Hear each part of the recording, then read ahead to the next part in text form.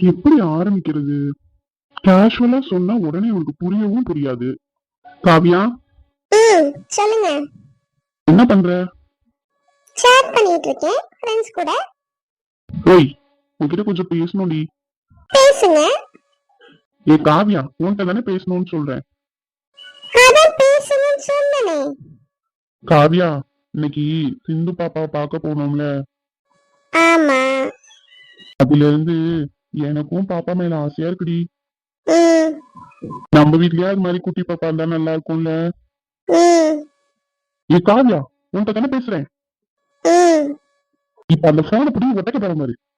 என்னங்க உங்களுக்கு இப்ப என்ன பிரச்சனை? ஏன் அப்படி மூஞ்ச வச்சிருக்கீங்க? இன்னும் இல்லம்மா தாயே, நீ நல்லா உட்காந்து போன் உண்டு. சரி சரி, சாரி. என்ன சொல்லுங்க. நல்ல பிள்ளைல, சமத்த பிள்ளைல. என்ன பேசுனீங்க என்கிட்ட? எதுக்கு வந்தீங்க? காவியா, நம்ம சிந்து பாப்பா பார்க்க போனோம்ல, அப்ப அவங்க ரெண்டு பேரும் ரொம்ப கியூட்டா இருந்தாங்கல்ல. ஆமாங்க, செம்ம கியூட்டா இருந்தாங்க. எனக்கு அவங்கள விட்டுட்டு வரவே மனசு இல்ல. ஆமா காவியா, நம்ம வீட்லயே அந்த மாதிரி ஒரு பாப்பா இருந்தா நல்லா இருக்கும்ல. அதான் நான் இருக்கனே. ஆமாடி, நீயும் எனக்கு பாப்பா தான். இருந்தாலும் அந்த மாதிரி குட்டி பாப்பா இருந்தா நல்லா இருக்கும்ல, உன்ன மாதிரியே. ஏன் குட்டி தம்பி இருந்தா ஒத்துக்க மாட்டீங்களோ? ஏ கள்ளி, நான் பேசுறதப்ப உனக்கு புரியுது. நல்லா புரியுதுங்க. அப்ப ஓகே, நம்ம வீட்லயும் நெக்ஸ்ட் இயர் குட்டி பாப்பாவும் குட்டி தம்பியும் இருப்பாங்க. ஜாலி. போங்க. Love you D.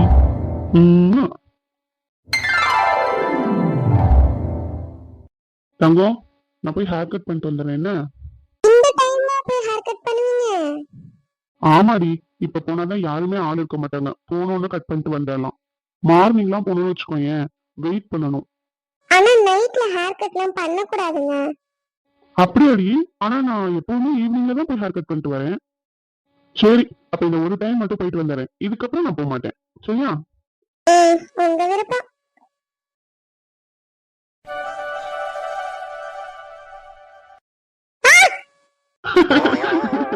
நல்ல பயந்துட்டியா? ஆமா, போங்க. என்னடி ஹேர் ஸ்டைல் சூப்பருங்க. இப்பதான் பாக்குறதுக்கு பழைய ஆள் மாதிரி இருக்கீங்க. எது பழைய ஆள்மா இருக்கனா? அதாவது பழைய ஆள்னா முன்னாடி இல்ல, அந்த மாதிரி இருக்கீங்க. இப்பதான் என்னோட ஹரிஷ் மாதிரி இருக்கீங்க. அப்படி சொன்னியா? எது சொன்னாலும் கொஞ்சம் யோசிச்சு சொல்லுடி காவியா. ஏய் கங்கா. வரேங்க. சத்யா, போயிட்டு வரோம். கதவை பிடிட்டு ஒழுங்கா வீட்டுக்குள்ள இரு. அக்கம் பக்கத்துல போய் அரட்டை அடிச்சிட்டு இருக்காத. வந்துட்டேன்.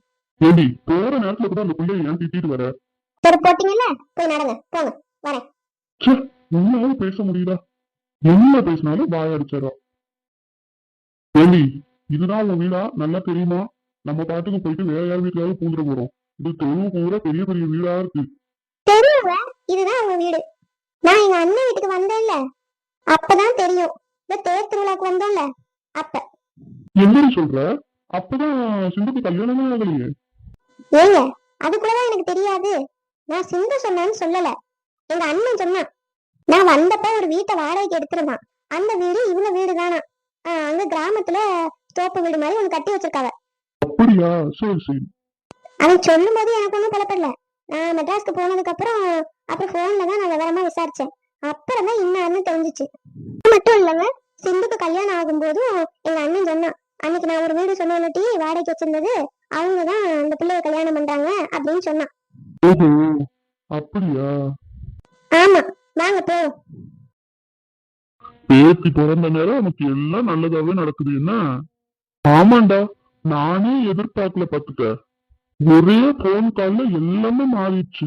ஏய், இப்போதைக்கு இதை யார்ட்டையும் சொல்லாதடா. ஏன்? சொன்னா சந்தோஷப்படுவாங்கல்லடா. ஆமாண்டா, கண்டிப்பா எல்லாருமே சந்தோஷம் தான் படுவாங்க. ஆனா அதான் நம்ம வீடு வந்துருச்சு, நம்ம சொத்தெல்லாம் திருப்பி வந்துருச்சு அப்படின்னு உன்னை என்கிட்ட இருந்து பிரிச்சு கூட்டிட்டு போயிட்டாங்கண்ணா. அப்படி சொல்றியோ?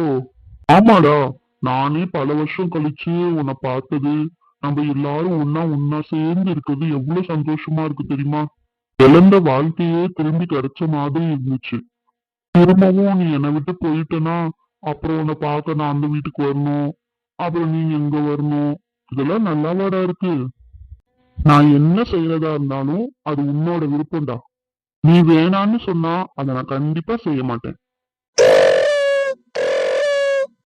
அப்புறம் எனக்காக ஒன்னே ஒண்ணு மட்டும் செய்யறியா? இந்த விஷயத்த கண்டிப்பா நம்ம எல்லாத்தையும் சொல்லிடலாம்டா.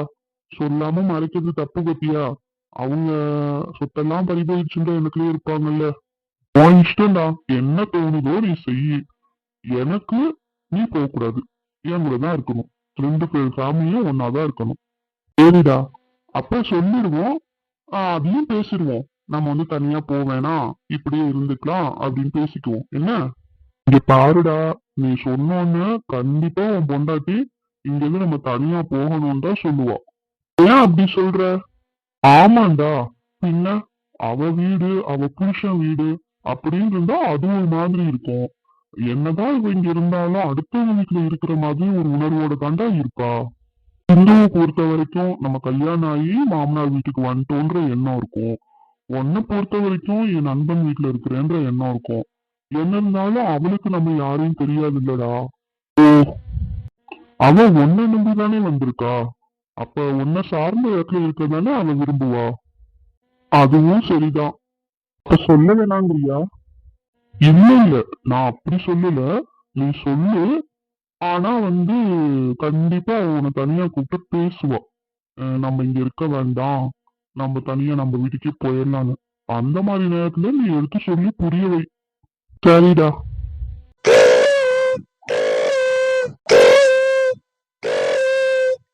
என்னடி இவ்வளவு நேரம் காலிங் பெல் அடிச்சுட்டே இருக்கோம், யாரும் வரமாட்டாங்க? யாரும் வந்துட்டாங்கன்னு நினைக்கிறேன். ஆமாடா, முன்னவே அடிச்ச மாதிரி தான் இருந்தது. இல்ல நான் போய் பார்த்தேன். என்ன மச்சான், எங்களுக்கு தெரியலையா? யாரு? யார்கிட்ட பேசிட்டு இருக்கோம்? தெரியுது தெரியுது. வாங்க மச்சான், உள்ள வாங்க. யாருடா இவரு? என் பொண்டாட்டிக்கு அண்ணன். வாங்க மச்சான். வாமா கங்கா, உட்காருங்க. ம், வாங்க வாங்க. வரீங்க. கங்கா, உட்காருமா. இல்லன்னு இருக்கட்டும், பரவாயில்ல. அட, பரவாயில்ல, உட்காருமா. ஆம்பளைங்க முன்னாடி உட்கார கூச்சப்படுறியோ? எங்க வீட்டு பொம்பளைங்களாம் அப்படி நாங்க பார்க்க மாட்டோம். உட்காருங்க, பரவாயில்ல. இல்லன்னு பரவாயில்ல, இருக்கட்டும். ஏய், நீ பேசிக்கிட்டு இரு. நான் போய் சாமியை வர சொல்றேன். சரிடா. மச்சான், நல்லா இருக்கீங்களா? நல்லா இருக்கோம் மச்சான். அண்ணே, எதுவும் தப்பா எடுத்துக்காதீங்க. புள்ள பிறந்தோன்னு ஃபோன் பண்ணி சொன்னீங்க. எங்களாலதான் வர முடியல. அதான் சரி இன்னைக்கு வரலான்னு திடீர்னு கிளம்பி வந்துட்டோம். அதனால என்னமா? அதான் இன்னைக்கு வந்துட்டீங்கல்ல, அதுவே ரொம்ப சந்தோஷம். இன்னைக்கு காலையில தான் பேர பிள்ளைங்களுக்கு பேர் வச்சோம். அப்படியாண்ணே, ரொம்ப சந்தோஷம். அடடே, வாங்க வாங்க வாங்க வாங்க நீ. அண்ணே, வாண்ணே. நல்லா இருக்கியா? இத்தனை வருஷத்துல இன்னைக்குதான் இந்த தங்கச்சி வீட்டுக்கு வரதுக்கு உனக்கு வழி தெரிஞ்சுச்சானே? ஆண்டி, அதான் இன்னைக்கு வந்துட்டேன் இல்லம்மா, வருத்தப்படாத. எத்தனை நாள் வருத்தப்பட்டு அழுதுருப்பேன் தெரியுமா? என் வீட்ல இருந்து யாரோடவும் எனக்கு உறவு இல்லைன்னு நினைச்சு. அண்ணி, நீங்க எதுக்கும் வருத்தப்படாதீங்க. இனிமே உங்க அண்ணன் உங்களை விட்டு எங்கேயும் போக மாட்டாரு. ரொம்ப சந்தோஷம் அண்ணி. சரி, அதெல்லாம் விடுங்க, போனது போகட்டும். இப்பவாச்சும் இப்படி ஒருத்தி இருக்கான்னு தேடி வந்திருக்கீங்களே, அதுவே ரொம்ப சந்தோஷம். உட்காருங்க அண்ணி. இல்லம்மா, இருக்கட்டும், பரவாயில்ல. இந்தாமா சாந்தி. எதுக்கு அண்ணி, நீங்க வந்ததே சந்தோஷம். ஏதோ நாங்க இப்ப இருக்கிற சூழ்நிலையில இந்த பழம் மட்டும்தாம்மா வாங்கிட்டு வர முடிஞ்சது. ஐயோ அண்ணி, ஏன் இப்படிலாம் பேசுறீங்க? எதை சொல்றதுமா, எதை விடுறது? அண்ணி, என்ன அழுதுங்க? எனக்கு நினைச்சா அசிங்கமா இருக்குமா. எல்லாம் நல்லா இருந்த இன்னைக்கு உங்களை பாக்கல. இன்னைக்கு எதுவும் இல்லாம நிர்கதியா நிக்கும் போது உங்களை பாக்குற சூழ்நிலை வந்துருச்சேம்மா. அண்ணி, அழுவாதீங்க அண்ணி, கஷ்டமா இருக்கு. கங்கா, இப்ப அழுகிறதுனால எதுவும் ஆக போறது இல்லம்மா. என்ன ஆச்சு? ஏன் அழுகிற அளவுக்கு என்ன நடந்தது? அண்ணன், நீயாச்சும் சொல்லுனே, என்ன ஆச்சு? என்னத்தமா சொல்ல, எல்லாத்தையும் இழந்துட்டு நிர்கதியா நிக்கிறேன். பட்டணத்துல இருக்கும்போது அங்க எல்லாம் விலைவாசி கூடி போய் கிடக்கு. இதுக்கப்புறம் அந்த பக்கத்து எந்த தொழிலும் பண்ணி ஒண்ணும் பண்ண முடியாதுன்னு அங்க கிராமத்து பக்கம் வந்தோம். அங்க இருக்கும்போது நிலம், தோட்டம், துறவு எல்லாம் வாங்கி போட்டோம். ஆமாமா, நான் கூட கேள்விப்பட்டேன். ரொம்ப சந்தோஷமா இருந்துச்சு. என்ன வாங்கி என்ன பிரயோஜனமாக்கல, எல்லாத்தையும் இன்னைக்கு இழந்துட்டு உட்காந்துருக்கோம். எல்லாத்தையும் இழக்கிற அளவுக்கு அப்படி என்ன பண்ணீங்க? ஷேர் மார்க்கெட்ல கொஞ்சம் இன்வெஸ்ட் பண்ண மச்சான். அப்படியா? இங்க சேருக்கலாமா மார்க்கெட் பண்ணுவாங்க? ஏய் சாந்தி, சும்மா இருடி. அது ஒரு தொழில் முதலீடு. ஓஹோ, அப்படியா? சேர் தொழில் பண்ணாங்களோ? ஏடி, அது இல்ல. நான் அப்புறம் சொல்றேன் எல்லாம் உனக்கு. கொஞ்சம் அமைதியா இருடி. அவங்க முன்னாடி அதையும் இதையும் பேசாத. நான் ஷேர் மார்க்கெட்ல இன்வெஸ்ட் பண்ணது இல்லாம தம்பி வேற இன்வெஸ்ட் பண்ணிருக்கான். அது மட்டும் இல்ல, அங்க இருந்து நாங்க வரும்போது எல்லாத்தையும் மொத்தமா முடிச்சிட்டு வந்துட்டோம். ஆனா இவர் எங்களுக்கு தெரியாம எதுலயோ முதலீடு பண்ணிருக்கிறாரு. அதான் சொன்னாரேமா ஷேர் மார்க்கெட்னு. இல்ல மச்சான், நான் என் நண்பன் ஒருத்தனை நம்பி மொத்தமா முதலீடு போட்டேன். அது ஒரு ரியல் எஸ்டேட் பிசினஸ் மாதிரி. மொத்தமா இடத்த வாங்கி அதை பிளாட் போட்டு மத்தவங்களுக்கு கொடுக்கறது.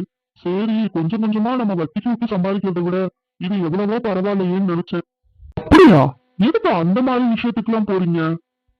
அதான் மச்சான், நான் அவன் மேல இந்த குறிப்பு நம்பிக்கையில மொத்தமா எல்லாத்தையும் சேர்த்து முதலீடு பண்ணேன்.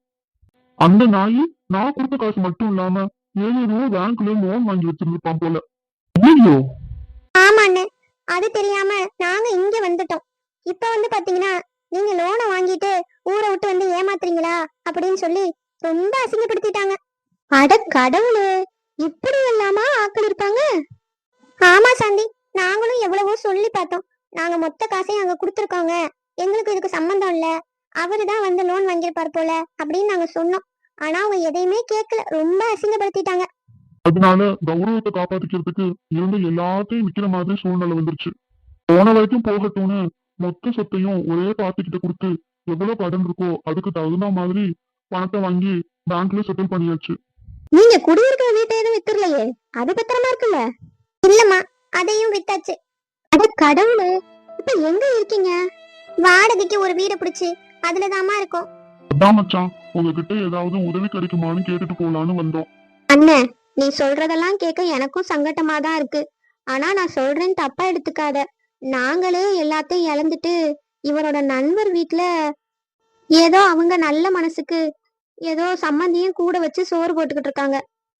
அவங்கள்ட்ட போய் எங்க அண்ணனுக்கும் உதவி செய்யுங்கன்னு கேட்க முடியாது இல்லனே. ஐயோ இல்லம்மா, நான் வந்து காசு பணம் கொடுங்கன்னு கேட்க சொல்லி வரல. ஏ சாந்தி, என்னால வாயை வச்சுக்கிட்டு சும்மா இருக்க முடியாதோ?